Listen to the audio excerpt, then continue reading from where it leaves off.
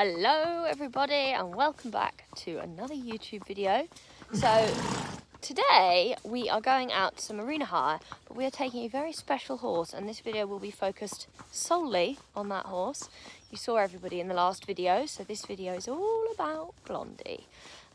So we have hopefully cracked the loading, and so today we are going to be heading out for arena hire. I don't know what we'll do. I'm going to be keeping it very open-minded. I really want to make sure that it is just a positive experience. So if she just comes, does some groundwork, hangs out in the arena, works on through her nerves a little bit, and we put her back, then that is what we will do. If she comes off the lorry and is very chilled and happy, then I'll probably have a little ride, which would be really nice. Just getting them ridden this morning before we go. So they were actually all out in the field. It's very foggy here today, so hopefully it clears up a bit, but we're only going down the road to the arena that you saw in the last video when I was riding Zora. So yeah, that's the general plan for the day. But yeah, as I say, this is going to be Blondie focused, because otherwise these videos end up, well, as long as the last one, which was lengthy, wasn't it? So yeah, there we are. Right, I'm going to go and concentrate and ride little Cookie. It's been very good. We've been working on some anticipation around the mounting block. She tends to come to the mounting block and is like, we're going to do something, we're going to do something. And we're working on that not being the case. So yes, much better today than it was yesterday. So work in progress. Anyway, I will stop filming now and I will start filming again when Blondie is coming in from the field, getting ready to go. Oh, one last thing. If you see her load on the lorry and go the wrong way, like go on and turn left when she should be turning right, just don't look. She's just finds that much easier.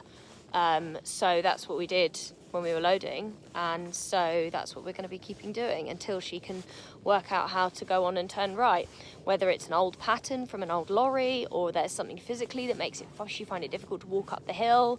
You know, she's seen the body worker, she's seen the vet, she is good and sound and ready for work. But yeah, it's really interesting. Well, actually Belle does it, doesn't she? But she's got a bad right stifle. So I wonder if that is because of her stifle. So I wonder if Blondie also has a bit of a weaker stifle on one side. Either way, that's the plan. So we're getting ready to go. Here she is. Here she is. Yeah, you got booties on. I've only put them on her front legs. No.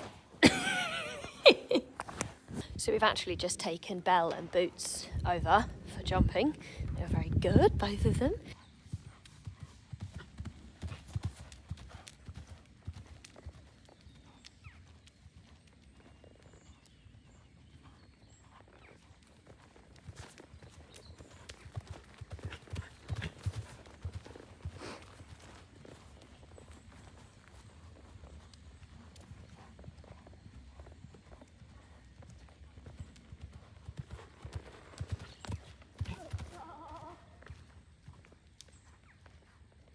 Me and Meg did a considerable amount of not having a good canter stride.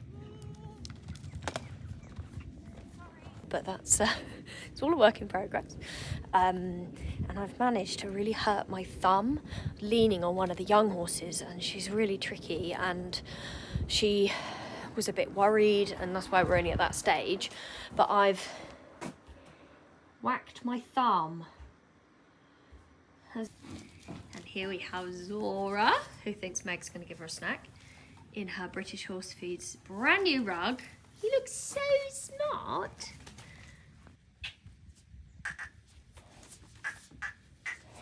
Good. This way. Yeah, well done. That way. Good job. Oh, I think maybe want to take a bit more hay. We are on board. Look, there she is. Very exciting. We made it. It's only down the road. It's like a 10-minute journey. So for her first outing, this is perfect. Hello, Blondes. I'm so excited. I don't know whether we'll even ride her. See you later. I don't know if we'll even ride her. Oh, you got a bad knee? Hello, ladies. Now we've only got Meg and I, So I haven't got a videographer with us, sadly. Not wealthy enough for one of them. Hello, Pakora. So this video might be a bit patchy. That is so much better from the WD-40. We'll have to do that one next.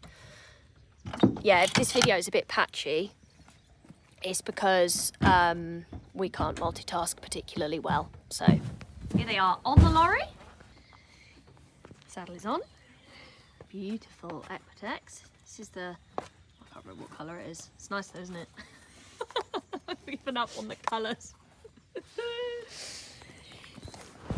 So one really cool thing is I have been given a heart rate monitor to test. So it goes on their girth, so it's going to go here, which is the side that their heart is closest to. Their heart is on the left side of the body, like ours.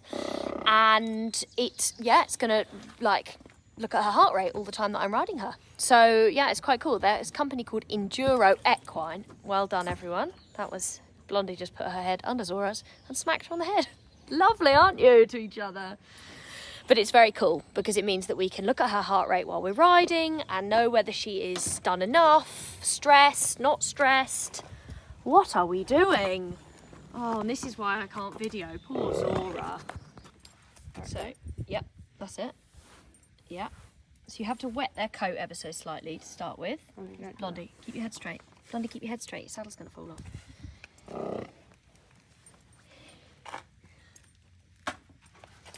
And then goes like that. Yep. You have to go through that. So it goes through the most bottom one.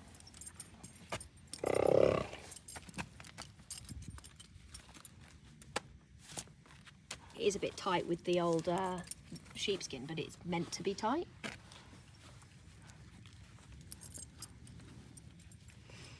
And this is the first time Meg's ever doing it, so don't judge it on how hard it is to do because she's never done it before. So no, don't bother putting it through all of them. No, wait a second. Put it down to where it's going to be on the girth so that it's not antagonising the saddle pad. Make sure it's smoothed out. That's it. And then the top one, put it just through one side of it. That's it. Yep. Just one flap. Yep. And then you do a girth up. Easy. So, as you can see, it is now on. So I can now see Blondie's heart rate is at 54 beats per minute on my Apple Watch. It's such a clever bit of equipment, this. And I'm not so much using it with Blondie for fitness, but more about her stress and whether she's over her limit or worried or anything like that. This is helpful, really helpful for the tacking up. Literally pushing everything. Good job the Equitexes are so good and just sit in the place when you put them. These mares, honestly. What are you like? So we begun in the arena with just some moving around together, nothing asking her very much. We did a full lap. This is actually the end of that lap. And I'm going to go through and I'm going to explain her heart rate as we go on. So when we first put the heart rate monitor on, she was at about 50. So I'd say that was kind of her resting heart rate. Now, obviously, she's not in her home environment, but I would have said she felt very calm. She was with Zora. She didn't feel stressed or worried to me. And this is what I find really interesting is this heart rate monitor is going to allow us to see the external and also understand the internal because you cannot lie around your heart rate. Now, her tail is interesting, and there were a lot of these little flies around. So I think that her tail was partially slightly out of her comfort zone, but also partially little midgies. So at this point, her heart rate had climbed to about 65, 70. And then when we did this first little bit of trotting, it went up to 110 beats per minute, which I think is quite interesting, that big spike. So I was keeping an eye on that, and then I was resting and doing a little bit more. I hadn't actually intended on asking her for trot on the rope.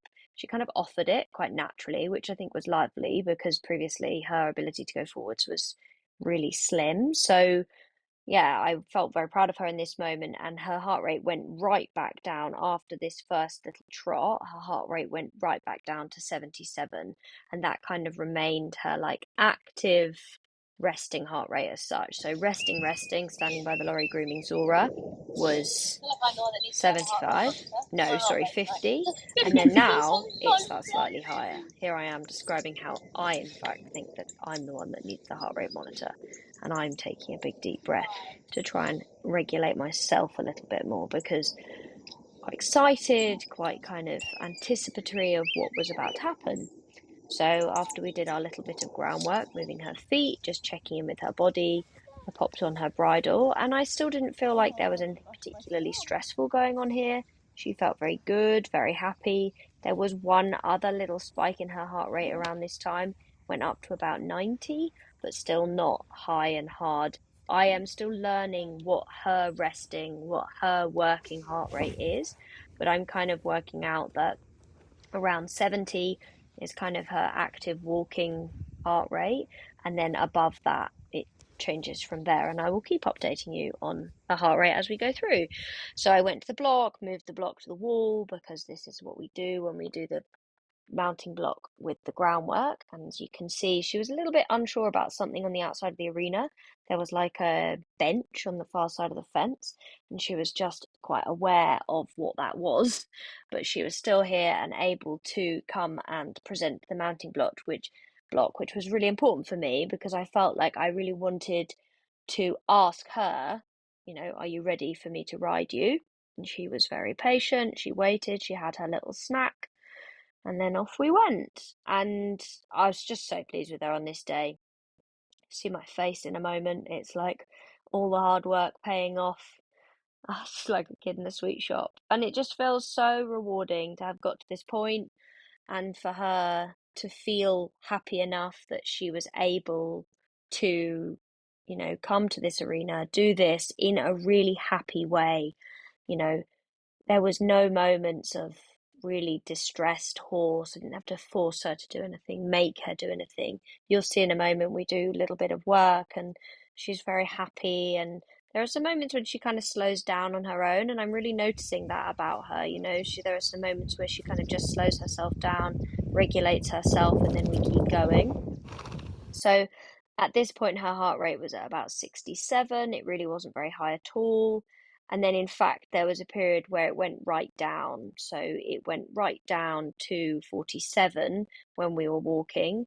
And that was great because that was telling me that, she really had a bit of a lull. She was feeling very calm, very safe, and then it goes up a little bit more in a moment when we start trotting. I was just letting her see the arena, I didn't have any expectation on her. I just said to myself, even if I just hacked around the arena, I would be happy.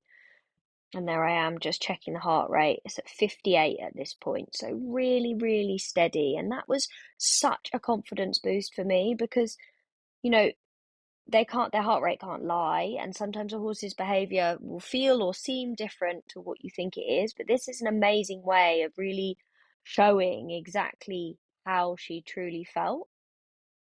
And then in this moment, she was looking at the dog a little bit, spiked to 73.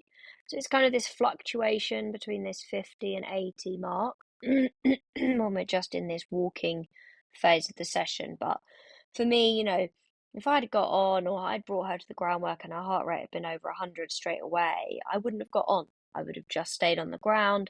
I would have given her a positive experience, waited for that heart rate to come down, and then put her away. But because she came out with this positive attitude, she was really pleased, she was really confident, then I was able to do a little bit with her. And it's interesting, when I first went into trot here and I'm watching these videos back, she looks very tight behind. And I think this is different surface and also her PSSM. Maybe she wasn't feeling so kind of soft in herself, and although her heart rate wasn't super high, she's maybe feeling tight in her body, which is totally understandable. But I was just gave her this loose warm up. I think it's hard as well because she's so used to being in a small space that kind of having this extra space maybe almost backed her off more. She didn't feel super forward or super confident, but at the same time, she didn't feel like oh no, not doing it. So just going with it at the time, just giving her some chance to warm up.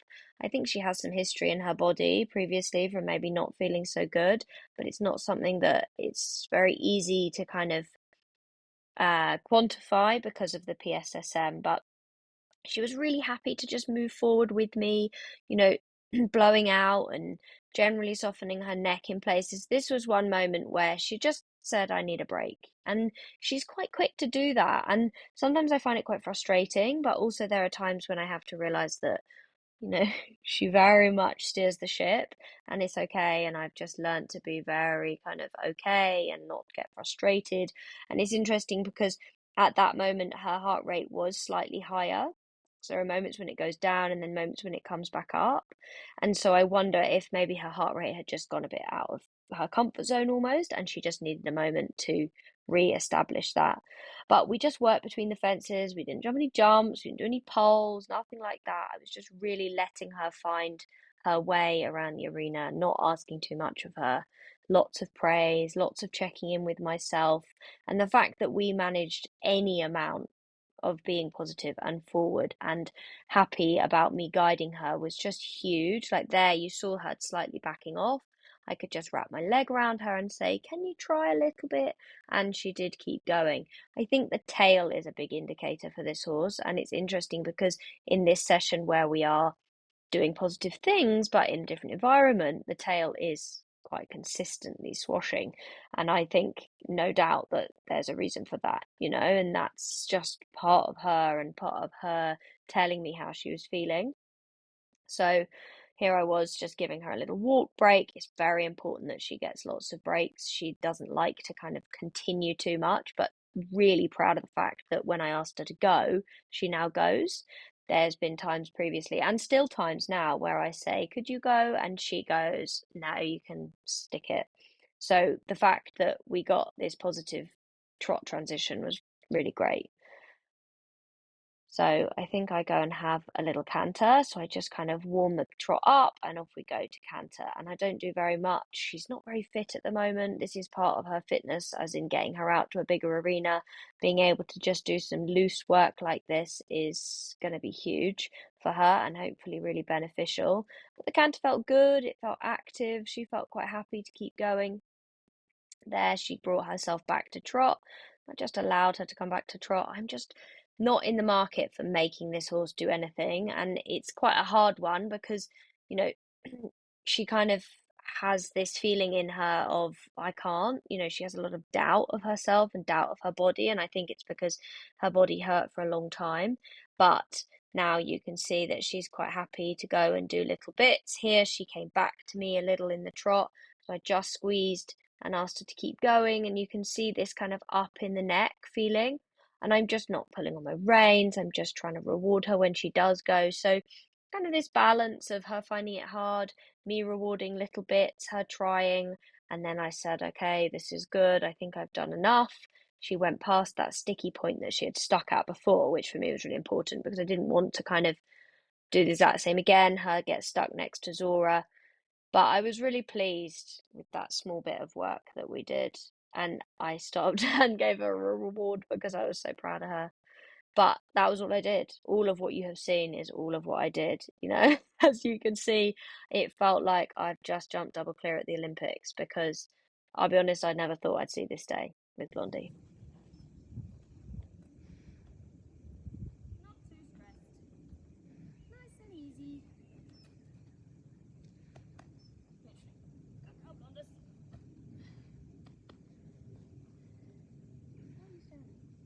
Right, let's swap this. Now, I know I said this video is all about Blondie, but I know that you guys love Zora, so here she is in all her glory. So we've been working super hard on Zora being really out and connected in the contact, and I was really proud of her this day. I'm actually riding her in the same bit that I rode Blondie in. It's the expert bit's comfy barrel, and it's a lovely shaped bit. So it's goes around her tongue, and she really seemed to like it. So what I notice with Zora at the moment is we get this kind of dropping down in the connection quite a lot. And I think this just comes from strength at the moment. So I'm very light in the connection, but I'm trying very hard to have enough leg on to create a connection from her back legs up into her rein. If you imagine that the hind leg creates power that pushes into the top line, and then the top line connects into the rein contact, and then the core engages through and underneath. It's kind of like this ellipsis, like a figure eight. So go hind leg, top line from the mouth up through the core and then back up into the hind end again. And so it's kind of trying to create this flow of energy. I talk about it a lot actually over on my Patreon. I did a rehab podcast and we talked about it a lot. It was a really interesting conversation around this kind of energy flow, stuckness, that kind of thing. And what I've previously had trouble with is Zora having this super active hind leg and it not really flowing through her body. So just seeing her being able to flow is lovely. And I don't know about you guys, but I just love watching her move. She's got such a natural ability to just move her entire body. And I think that's kind of been a problem for her before because she's moved her body so much, it's kind of made her sore because she's not been moving and connecting in the right way. But I've been doing so much rehab recently that now we've got to this point where she can really carry herself out and forward. We're just riding some nice figures of eight. And actually, let's just check in with where her heart rate was at this point in the ride because her heart rate is very consistent. So she starts her session around 70, and then as we start the trot work, it starts to get to about 80, and then it stays very consistent. And then when we when we start in the canter work, we move into the 130. So she was wearing that heart rate monitor, and it's at this point that her heart rate does start to spike. And I'm going to have a little look through and see if we see a change in heart rate from left rein to right rein. So initially, I just come out of my seat. I don't want to impinge on her, affect her at all. But it was nice to feel the canter starting to become more fluent. Definitely think there's something about me and the canter. I feel like I kind of get in her way quite a lot. So just by starting in my light seat, but trying not to tip too far over her shoulder, I'm trying to encourage again this cycle of energy, hind leg up into top line. So that was what we're working on in the canter. And I do work a little bit with some other steps in the canter. So while I'm recording this, I'm looking at the heart rate monitor app on my phone and I can scroll through the ride that we had and I'm trying to see what we saw at the time. So there was a bit of a spike in our heart rate there when we did a bit of counter canter. The canter got a little bit unbalanced. There was definitely a spike in her heart rate there, went all the way up to 132. So that was obviously a little bit harder for her. So it's this kind of having the image of the ride and the heart rate monitor app is so powerful. It actually has a app that you guys can download totally on your own.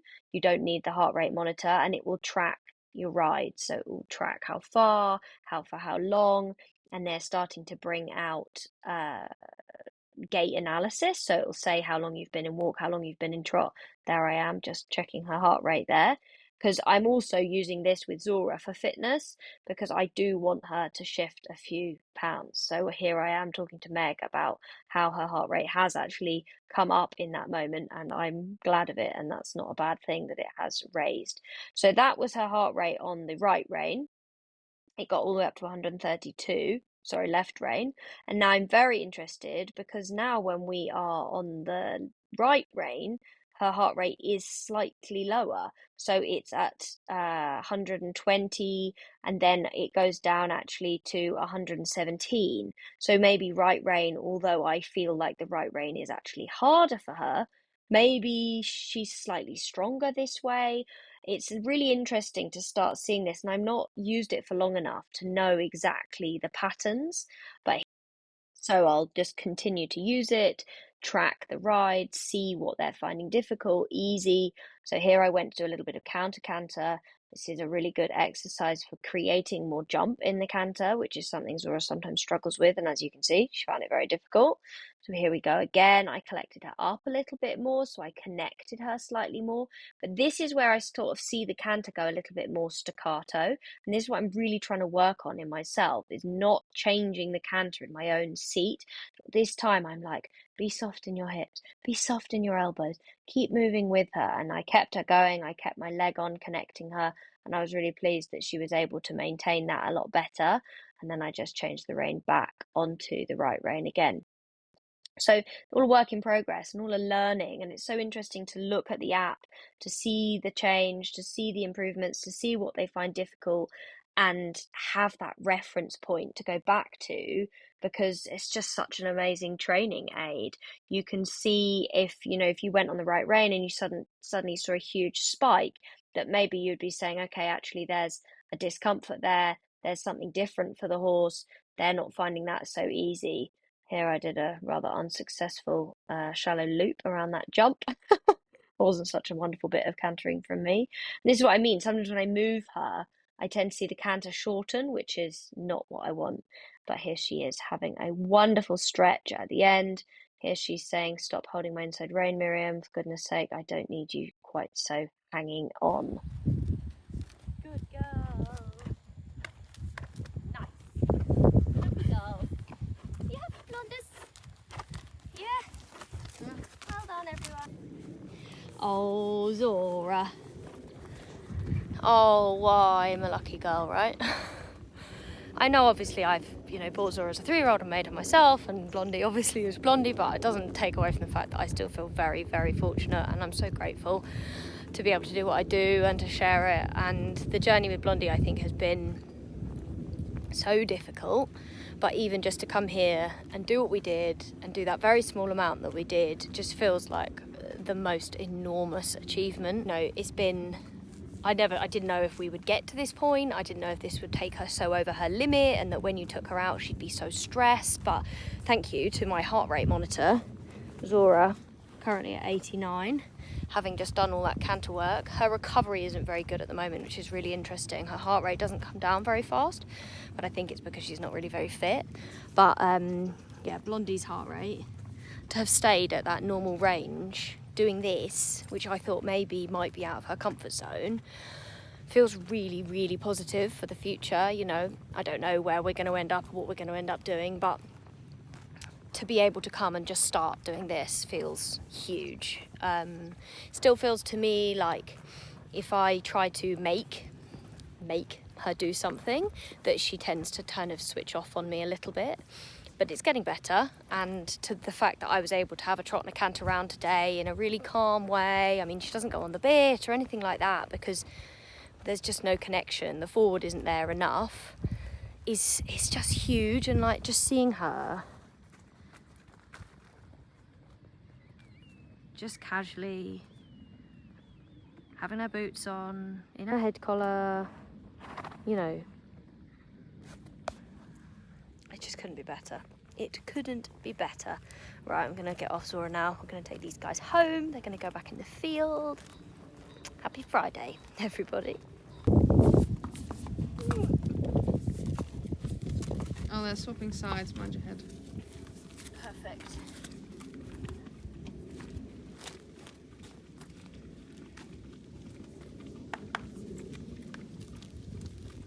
Oh, my thumb is so useless now.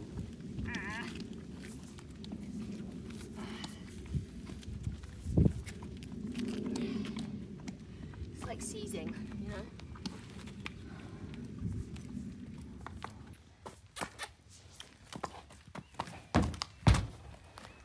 Oh, nearly. Yeah! Yeah. There's a fly on you. I can see it. I get it. Zora. Obviously not found. Just got home. Blondus! Nobody needed to see that. I've just got back and I'm going to give them both a lovely hot cloth, and yeah, that's what I'm going to do. These are the boots they've been wearing. They're these back on track boots. They're called the Royal Wraps. Perfect for royalty, obviously. But they're really good because they are short, so they're not like long travel boots. They don't get kind of weird about them. They don't make them walk funny, but they still protect them really nicely. They don't protect their hocks or their knees, but I know a lot of top riders that don't actually put any boots or anything on their horses, which I don't like totally. I do want to have a bit of protection of their tendons, that kind of thing, but a bit less. Not something that's going to, you know, affect their whole way they feel when they're going to load.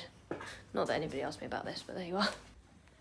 In this bucket, we have got hot water and goodbye flies, and it's the loveliest smelling stuff. It's got natural oils in it.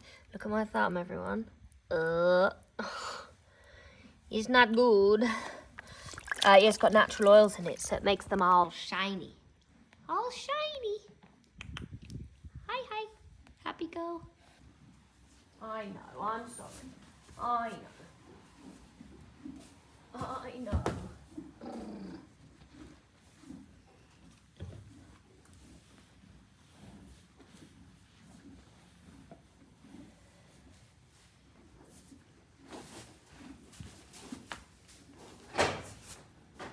She hates it. It's physical touch. She's weird about it. It's not because I'm doing something horrible, but...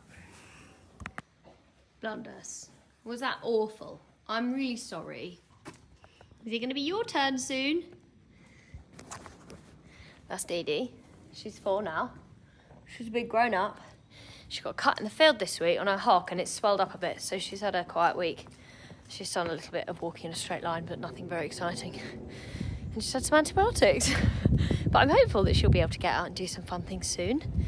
So I've just hot clothed both girls, put their rugs on. They're like drying rugs. And now they're going to have a little chill for a bit. And then they'll go on the walker this afternoon. I would love them to have gone back in the field, but we have some horses that are living out, so they're sharing fields and it's all just a bit complicated. So they'll have to have a quiet afternoon, unfortunately. Sometimes that's just what we have to go with. So it is not the same day that I recorded that first video. It is a week later, actually, Saturday, week after.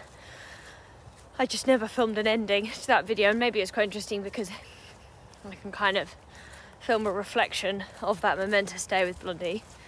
So it was quite cool to take her out, obviously, and do what we did, and you obviously heard my thoughts on my voiceover. But yeah, just great to be feeling at that point with her, and like maybe there is a bit of a future. Come on, Ralphie. A bit of a future forward. This way. Let's go. So he doesn't like Labradors, barks at them from a distance, weirdly, sausage dog issues. So yeah, I'm really excited to keep going and doing things, and I hope you will stay along for the journey. Oh, we've got parakeets. We're not in a hot country. They've migrated to London and now they've obviously spread out to Hertfordshire. I've had a bit of a quiet week since that day with Blondie, and one thing I definitely think I'm going to struggle with in terms of her PSSM and working her is getting her fit enough, because she has quite a quick no in her to say, no, I don't want to do any more. It means that it takes a while to get her fit, because as soon as she finds it a bit harder, she just down tools on me.